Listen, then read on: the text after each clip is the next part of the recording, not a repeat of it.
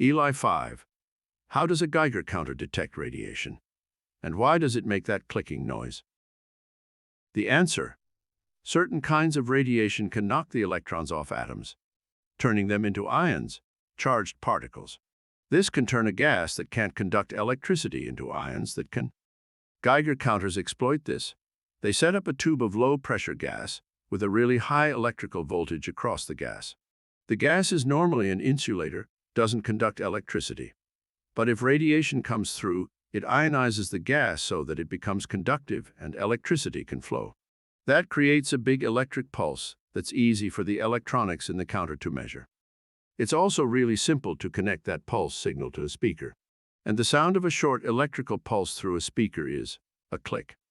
So the clicks are literally the electrical pulses released by each radiation particle zipping through the counter. It's a simple, visceral, and effective way to tell the operator what's going on. Follow this channel for more Santa Explains.